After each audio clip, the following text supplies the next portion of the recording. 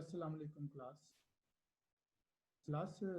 आज के सेशन में आप लोगों को वेलकम। क्लास शुरू करने से पहले दो बड़ी इम्पोर्टेंट बातें आप लोगों को बताना ज़रूरी है, मकसद है।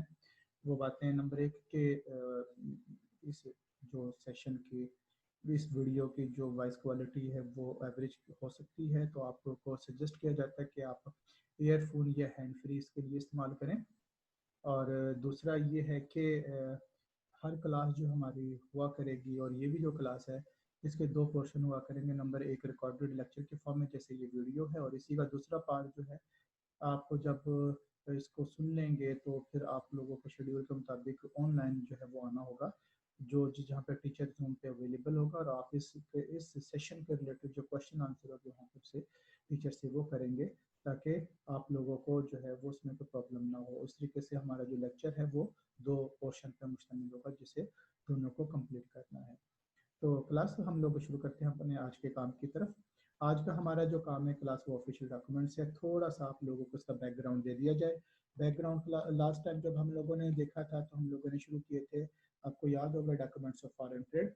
और ये भी आप लोगों को याद होगा कि जो हमारा ये चैप्टर का राइटअप है uniform custom practices bye international chamber of commerce के राइटअप की बेस पे हमारा ये जो डाटा है, और उसको हम लोग आगे लेके चलते हैं। तो हमारे पास ये 5 तरह की इसमें कैटेगरीज थी।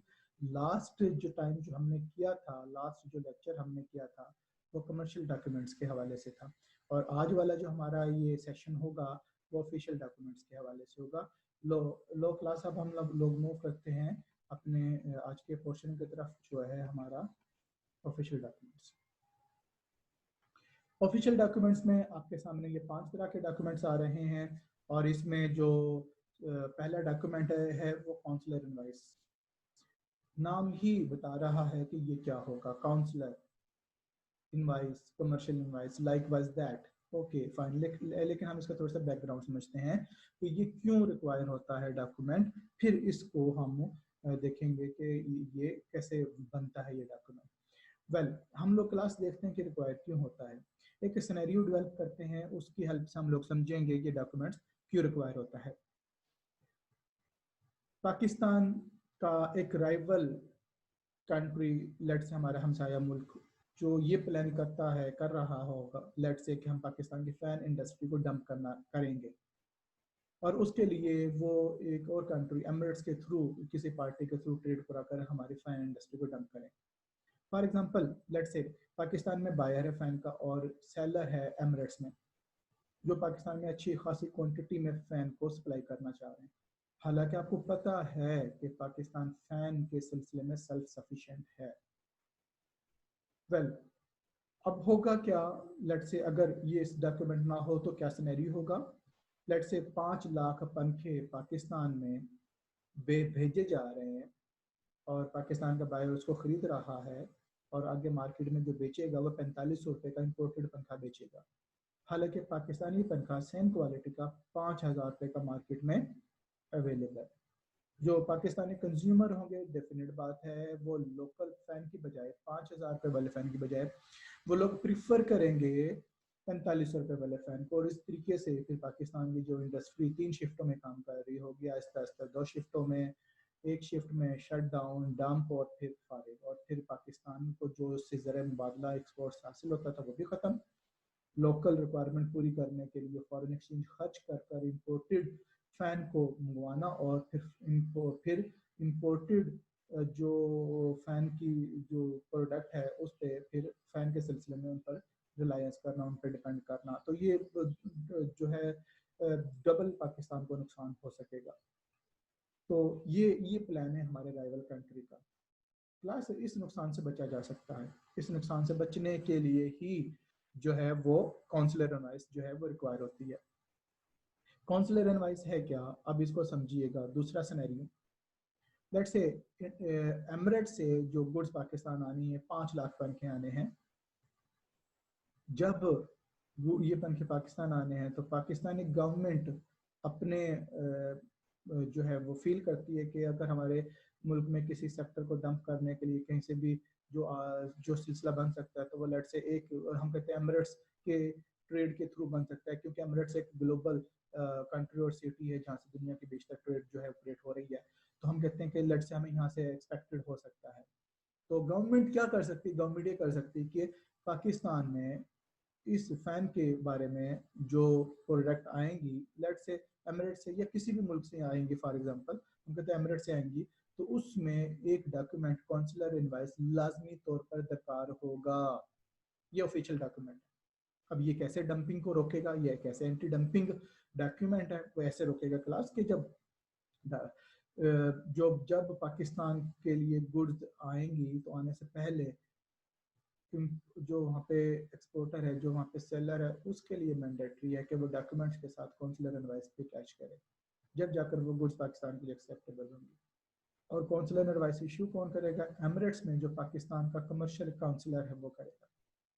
जब वहाँ पर जो है वो कमर्शियल इनवाइस जाएगी, डॉक्यूमेंट्स जाएंगे, हमारा कमर्शियल काउंसलर जो है पाकिस्तान के एमिरेट्स में जो मौजूद है, वो ये देखेगा कि ये क्या गुड्स हैं जो पाकिस्तान जा रही हैं।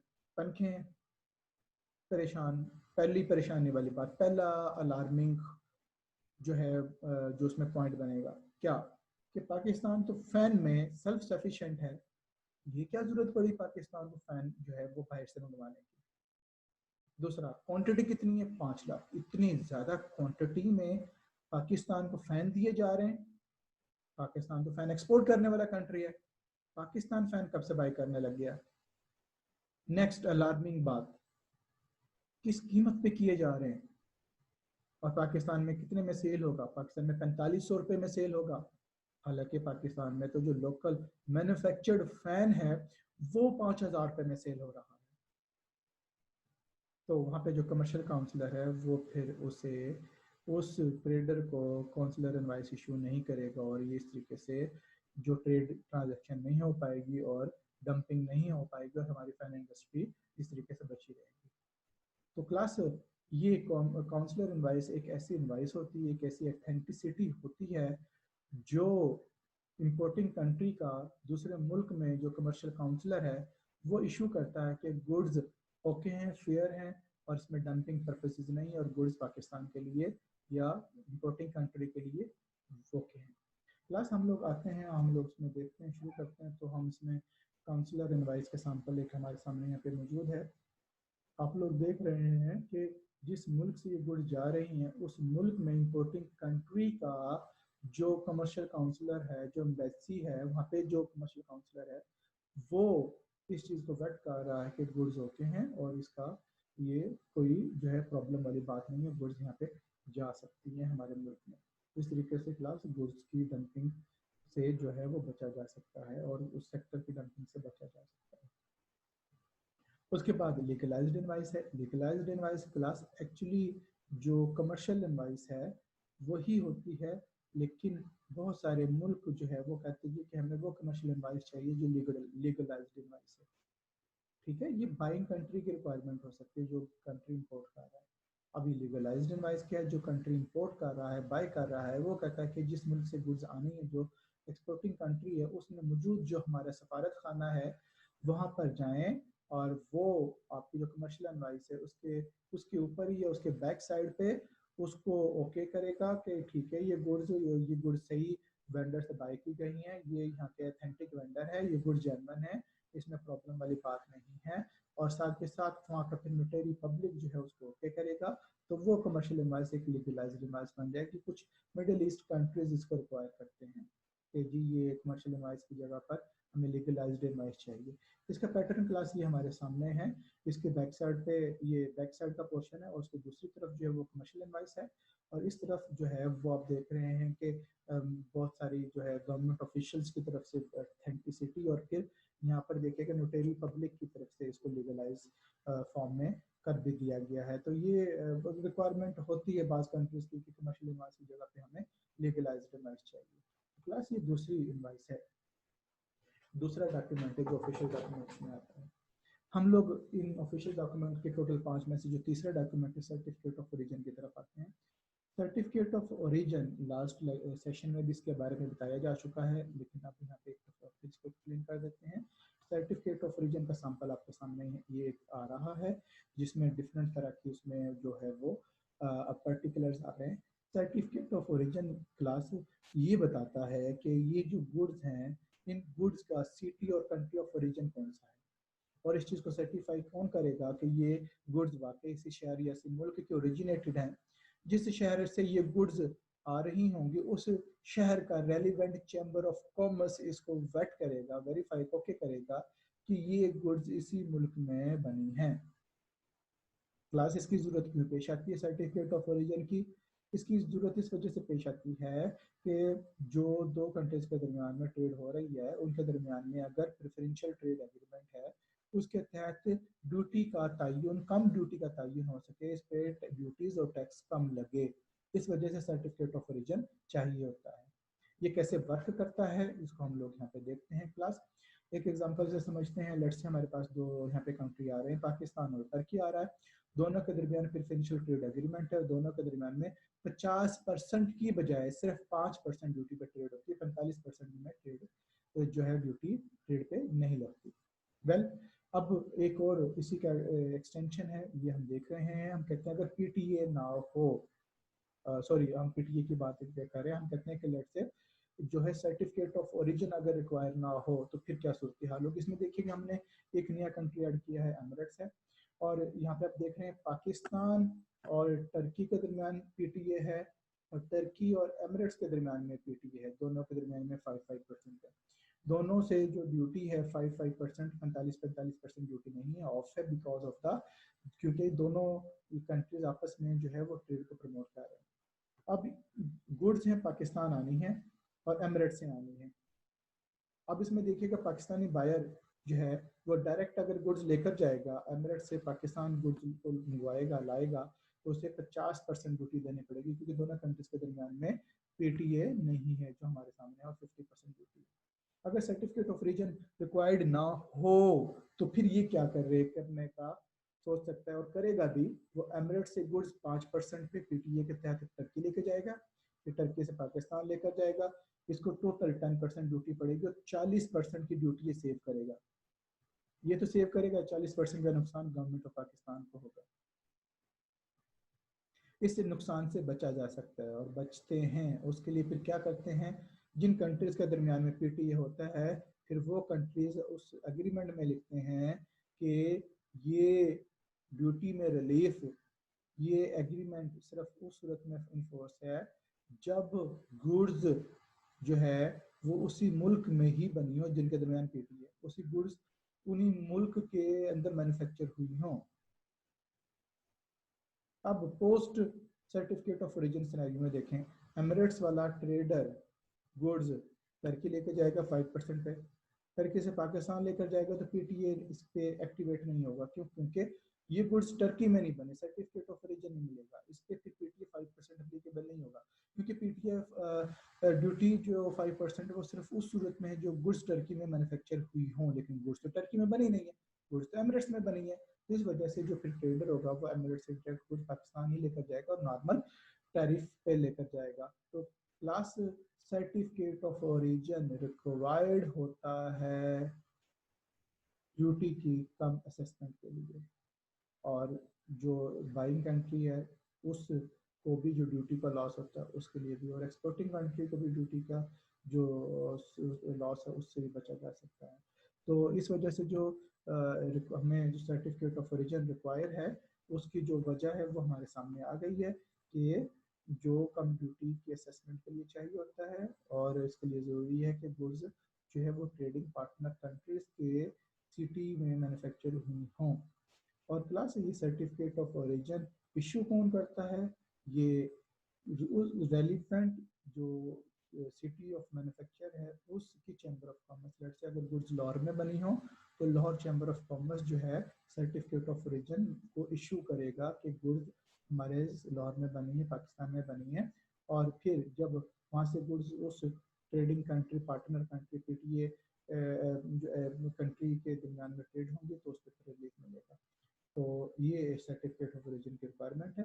तो हम लोग 3 डॉक्यूमेंट्स इसमें पढ़ चुके हैं जिसमें consular invoice legalised certificate of origin है।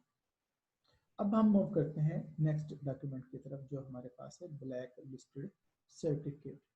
क्लास ये क्या डॉक्यूमेंट है, इसको हम समझते हैं। क्लास इंपोर्टिंग या एक्सपोर्टिंग कंट्री रिक्वायर कर सकता है कि हमारे जो ट्रेडर्स के दरमियान में ट्रेड हो रही है, हमें ये भी सर्टिफिकेट चाहिए कि इस ट्रेड की ट्रांजैक्शन में इन्वॉल्व जितनी भी पार्टीज हैं, इन पार्टीज में से कोई भी एक पार्टी ब्लैक लिस्टेड ना हो।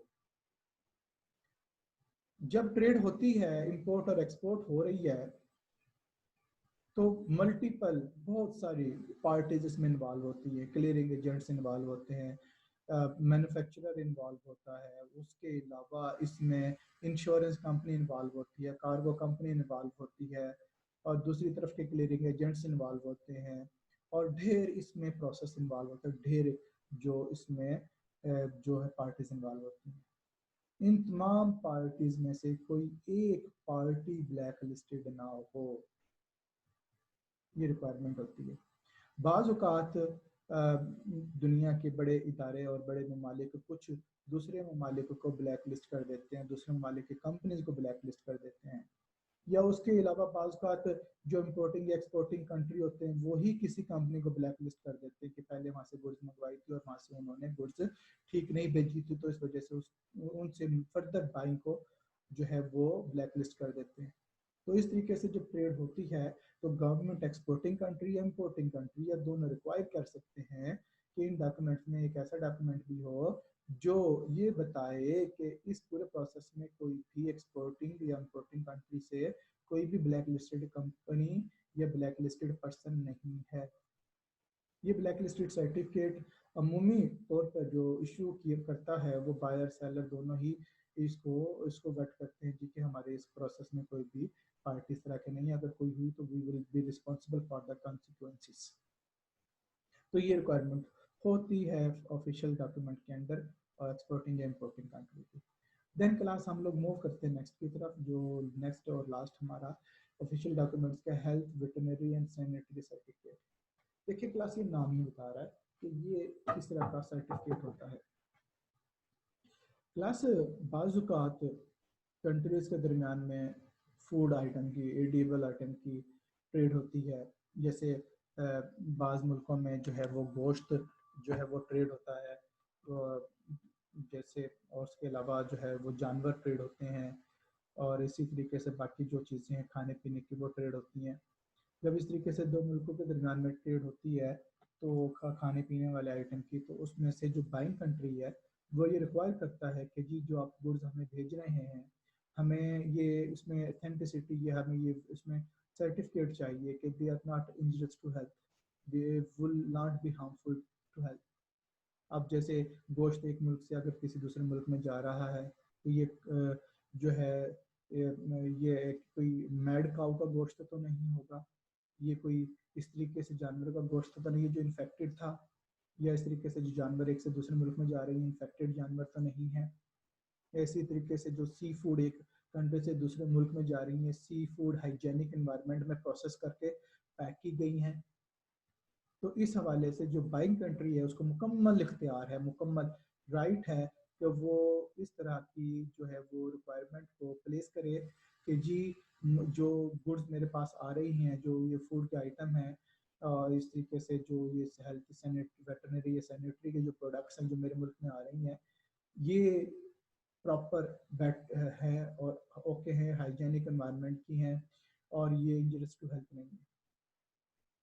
ये सर्टिफिकेट कौन इशू करेगा? नॉर्मली ये सर्टिफिकेट जो है एक जो एक्सपोर्टिंग कंट्री है उसी की गवर्नमेंट या उसी के किसी अच्छे इदारे की तरफ से भी रिक्वायर किया जा सकता है।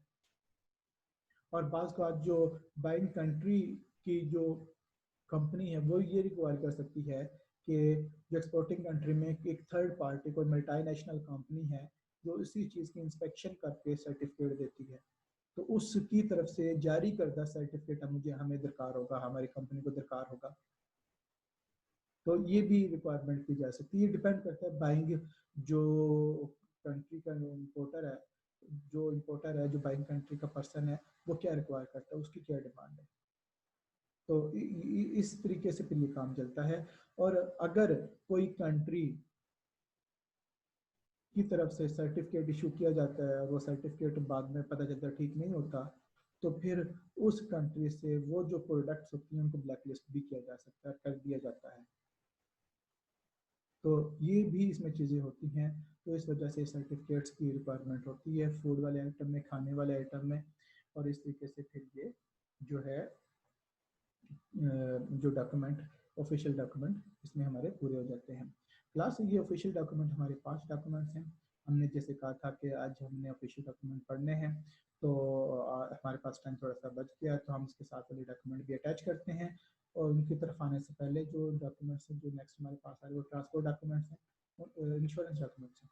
इंश्योरेंस डॉक्यूमेंट्स पे आने से पहले हम लोग थोड़ा सा ऑफिशियल डॉक्यूमेंट्स को ही रिवाइज कर लेते हैं। Consular invoice anti dumping instrument है, एंटी डंपिंग डॉक्यूमेंट जो इशू किया जाता है इंपोर्टर कंट्री के काउंसलेट की तरफ से, जो एक्सपोर्टिंग कंट्री में है, कमर्शियल काउंसलेट इशू करता है कि goods are okay for my country and they are not for the dumping purposes, they are well enough.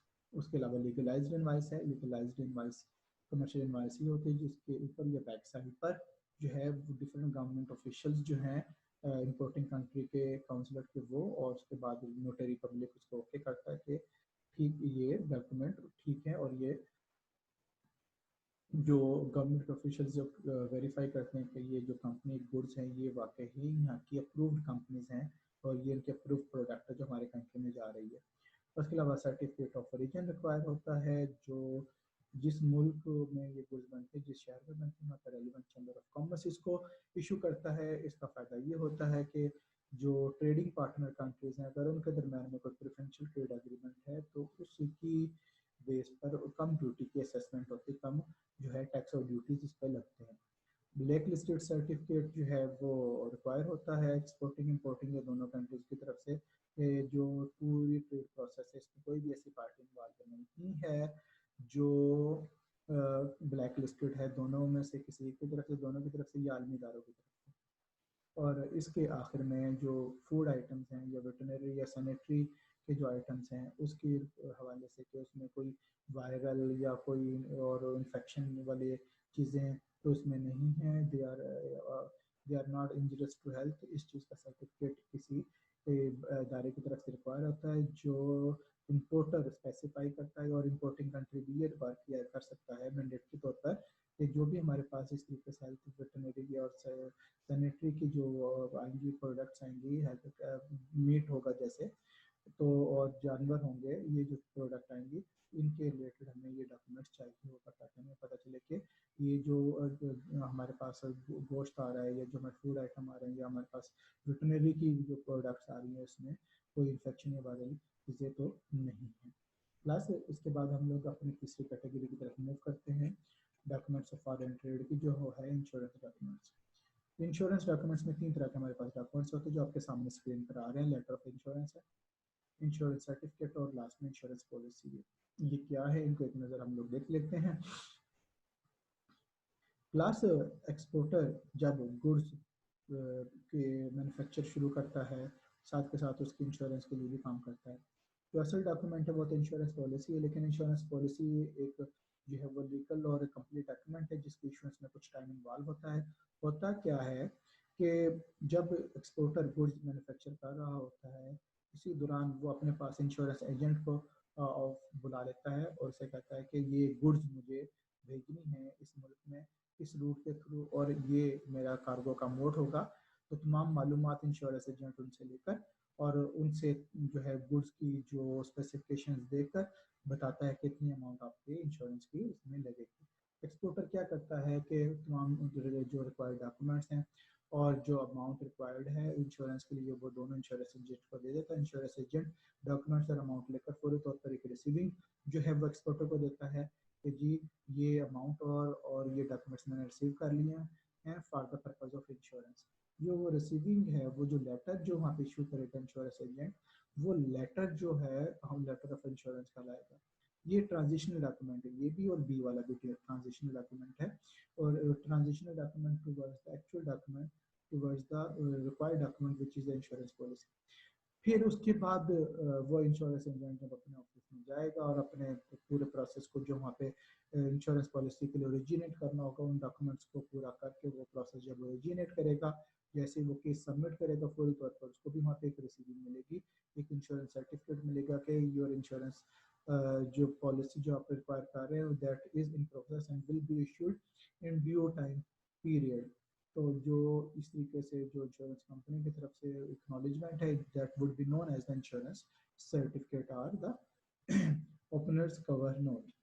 और इस तरीके से इंश्योरेंस पॉलिसी जो कुछ टाइम लेगी प्रोसेस में, तो जब वो कंप्लीट होकर एक सर्टिफिकेट जो एक सर्टिफिकेट या पॉलिसी इशू की जाएगी कि अब ये इन गुड्स की कंपनी की तरफ से इंश्योरेंस कर दी गई है और उसकी ये टर्म्स एंड कंडीशन है और ये रूट है और ये कार्गो के थ्रू होगी, तो वो जो पॉलिसी होगी वो होगा एक लीगल डॉक्यूमेंट। जो ए और बी है जो पहले वाले दोनों हैं ये ट्रांजिशनल डॉक्यूमेंट है और जो सी है ये इंश्योरेंस पॉलिसी है, ये लीगल डॉक्यूमेंट है और ये डॉक्यूमेंट है जो कोर्ट ऑफ लॉ में रिकॉग्नाइज होता है। क्लास इंश्योरेंस डॉक्यूमेंट्स को एक नज़र देख लेते हैं। ये और भी ट्रांजिशनल डॉक्यूमेंट है। इंश्योरेंस एजेंट जो एक्सपोर्टर से फौरी तौर पर जो लेटर इशू करता है उसको on the receiving of the amount of documents उस लेटर ऑफ इंश्योरेंस होते हैं। जब इंश्योरेंस एजेंट जाकर कंपनी में उसको पुटअप करता है मुकम्मल केस बनाकर और कंपनी एक उसका इनिशियल एक्नॉलेजमेंट इशू करती है उसको इंश्योरेंस सर्टिफिकेट कहते हैं। और जब जो है प्रॉपर तमाम रिक्वायरमेंट पूरी करने के बाद पॉलिसी इशू की जाती है तो उसको इंश्योरेंस पॉलिसी कहते हैं, which is the ultimate required document in which this document is the requirement of international trade documents. और यही जो इंश्योरेंस पॉलिसी का डॉक्यूमेंट है कोर्ट ऑफ लॉ में जो है एक्सेप्टेबल और रिकग्नाइज होता है। तो क्लास आज के लिए हमारा सेशन में पे कंप्लीट करते हैं। आज हमने दो तरह के डॉक्यूमेंट्स पढ़े हैं, ऑफिशियल डॉक्यूमेंट्स और इंश्योरेंस डॉक्यूमेंट्स। अपना ख्याल रखिएगा, टेक केयर एंड